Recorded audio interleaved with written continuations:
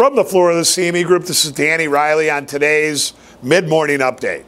You know what we're going to call this video? We're going to call it They Huffed and They Puffed, but they could not blow that S&P down. The high of the day in the S&P came in recently at 1968.10. The low came in earlier at 1957.5, and last were 1966 even. We're up 12.5 handles. Total volume is decent size for this time of the day. We've got 1.1 million minis traded, and we've got 2,500 big S&Ps traded in the pit. Now look, you guys, I don't know what will be the catalyst for a further downside.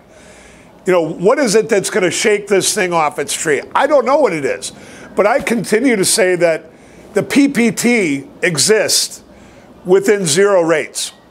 So every time that the S&P goes down, like it did yesterday, despite that weakness and despite all the things that were going on, there were cash buyers on the close. There was 200 and something million to buy.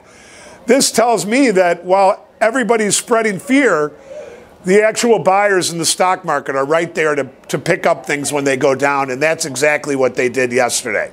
Now, it's my feeling that what's going on here is that the separatists have really screwed up Mr. Putin and his game plan. And he can't take a heavy hand when there's been over 300 deaths from a missile that was probably supplied by the Russians going over those borders.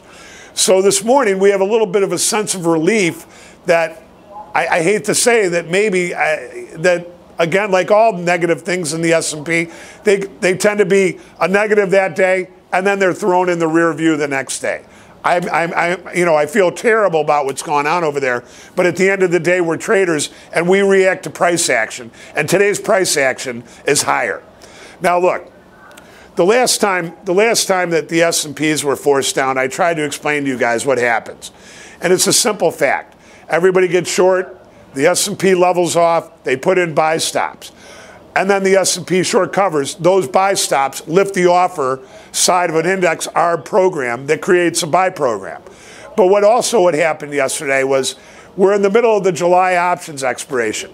And what happens when the S&Ps Columba like they did, a lot of people start selling, a lot of hedging gets done, a lot of people start rolling their option positions lower, they protect with futures, they do all that kind of crazy stuff. And then when the markets don't start to go down, that like they were overnight, what it was, the S&Ps were down after Globex, but I got up at 2 o'clock in the morning and they were 100 higher. And then at 4 in the morning, they were 2.5 higher. And then at 6 in the morning, they were 4 higher, and now they're 12 higher. So you know what, I'm going to leave it like that, you guys. I think it's really important that we continue to follow the trend amongst all this kind of stuff that's thrown at us. And I also think that we're going to see new highs in the S&P next week. I'm going to leave it like that, and I'll see you guys on the closing print.